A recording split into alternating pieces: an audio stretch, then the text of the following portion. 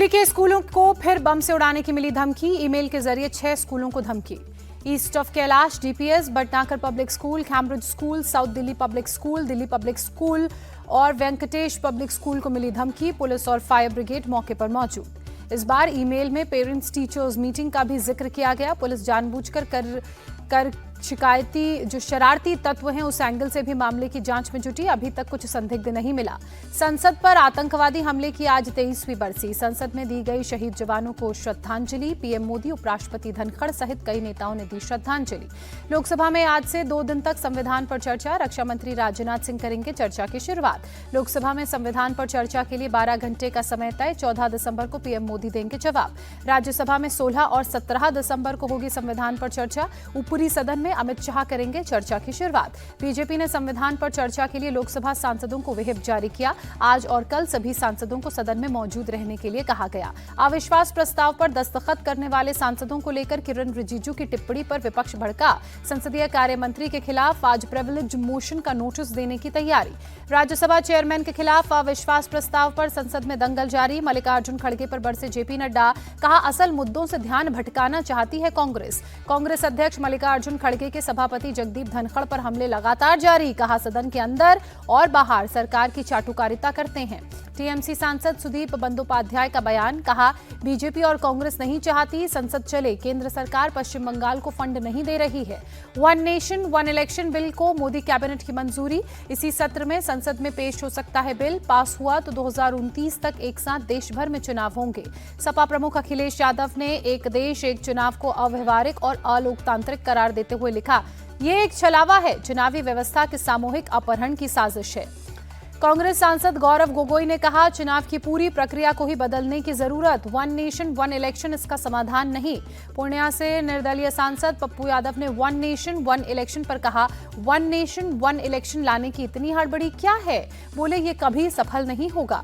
पंजाब के मुख्यमंत्री भगवंत मान ने एक राष्ट्र एक चुनाव पर पूछा, महाराष्ट्र और झारखंड में क्यों एक साथ चुनाव नहीं कराए गए? टीएमसी सांसद शत्रुघ्न सिन्हा ने कहा, असली मुद्दों से भटकाने की ये एक और नाकाम साजिश, ये प्रैक्टिकल और नेचुरल नहीं। दिल्ली विधानसभा चुनाव के लिए कांग्रेस ने जारी की 21 उम्मीदवारों के नामों की पहली सूची। नई दिल्ली से अरविंद केजरीवाल के खिलाफ संदीप दीक्षित को टिकट मिला। कांग्रेस ने बादली से प्रदेश अध्यक्ष देवेंद्र यादव को मैदान में उतारा। सीलमपुर से आम आदमी पार्टी छोड़कर आए अब्दुल रहमान को टिकट दिया गया। शीला दीक्षित की सरकार में मंत्री रहे हारून यूसुफ बल्ली मरान से लड़ेंगे चुनाव, जबकि ग्रेटर कैलाश से गर्वित सिंघवी और चांदनी चौक से मुदित अग्रवाल को मैदान में उतारा गया। दिल्ली में चुनाव से पहले आतिशी सरकार का बड़ा दावा, महिलाओं को हर महीने 1000 रुपए देंगी। अरविंद केजरीवाल ने कहा, चुनाव के बाद 2100 रुपए की राशि दी जाएगी।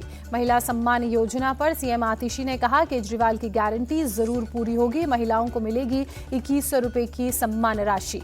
महाराष्ट्र के डिप्टी सीएम एकनाथ शिंदे का बीएमसी चुनावों को लेकर बड़ा बयान। कहा, महायुति ने जैसे एक साथ विधानसभा चुनाव लड़ा, वैसे ही निकाय चुनाव भी लड़ेंगे और बहुमत से जीतेंगे। पीएम मोदी का आज प्रयागराज दौरा। गंगा पूजन कर महाकुंभ की शुरुआत करेंगे। 6670 करोड़ की विकास परियोजनाओं की सौगात देंगे। पीएम मोदी के दौरे से पहले प्रयागराज पहुंचे सीएम योगी। महाकुंभ मेले की तैयारियों का जायजा लिया। सीएम योगी ने बिहार के सीएम नीतीश कुमार, लालू यादव और तेजस्वी यादव को भी महाकुंभ का न्योता भेजा। सरकार के 2 मंत्री निमंत्रण लेकर गए। लखनऊ में पुलिस और बदमाशों के बीच मुठभेड़। 25,000 का इनामी बदमाश अमित रस्तोगी पकड़ा गया। एक बदमाश मौके से फरार। इंजीनियर अतुल सुभाष खुदकुशी मामले में जांच के लिए जौनपुर पहुंची बेंगलुरु पुलिस की टीम। जौनपुर में है अतुल सुभाष की पत्नी का घर। तमिलनाडु के दिंडीगुल में एक 4 मंजिला निजी अस्पताल में लगी आग। अब तक 7 लोगों के मारे जाने की खबर। मुंबई के डोंगरी इलाके में 4 मंजिला इमारत का एक हिस्सा ढहा। हादसे में किसी तरह की जनहानि की खबर नहीं। यूपी के सोनभद्र में जमीन विवाद को लेकर 2 पक्षों में खूनी संघर्ष। जमकर लाठी डंडे चले। एक पक्ष के 4 लोग गंभीर रूप से जख्मी। संभल के सपा सांसद जियाउर रहमान बर्ग पर लटकी बुलडोजर एक्शन की तलवार। बिना नक्शा पास कराए घर बनवाने पर मिला नोटिस। जियाउर रहमान बर्ग को गुरुवार तक नोटिस का जवाब देने का मिला वक्त। जवाब नहीं देने पर निर्माण को गिराने और 10,000 रुपए के जुर्माने का है प्रावधान। शीतलहर की चपेट में दिल्ली। 6 डिग्री सेल्सियस तक पहुंचा न्यूनतम तापमान। उत्तर प्रदेश के कानपुर में शीतलहर। आसमान में छाया कोहरा। ठंड से बचाव के लिए अलाव का ले रहे हैं लोग सहारा। गुवाहाटी में सुबह के वक्त छाया कोहरा। विजिबिलिटी लो होने से आवाजाही में परेशानी। चेन्नई में हुई भारी बारिश से सड़क यातायात प्रभावित। बीती रात जाम से जूझते नजर आए लोग। तमिलनाडु के पुदुकोट्टाई में भी बारिश हुई। बेमौसम बारिश से आम जनजीवन प्रभावित। 18 साल के डी गुकेश ने रचा इतिहास, सबसे युवा विश्व शतरंज चैंपियन बने। चीन के डेंग लीरेन को हराकर जीती वर्ल्ड चेस चैंपियनशिप। विश्व शतरंज चैंपियनशिप जीतने के बाद भावुक हुए डी गुकेश। कहा, 10 वर्षों से इस पल का सपना देख रहा था, मेरा सपना आज पूरा हुआ। राष्ट्रपति द्रौपदी मुर्मू और प्रधानमंत्री नरेंद्र मोदी ने डी गुकेश को बधाई दी। कहा, उनकी अद्वितीय प्रतिभा और कड़ी मेहनत का परिणाम। गाबा टेस्ट में टीम इंडिया के बल्लेबाजी ऑर्डर में हो सकता है बदलाव। कप्तान रोहित शर्मा कर सकते हैं opening, KL Rahul middle order में बल्लेबाजी कर सकते हैं। गाबा टेस्ट में बारिश बिगाड़ सकती है खेल का मजा। पहले दिन 53%, तेज बारिश की संभावना। 15 दिसंबर को 50% से कम है बारिश के चांसेस।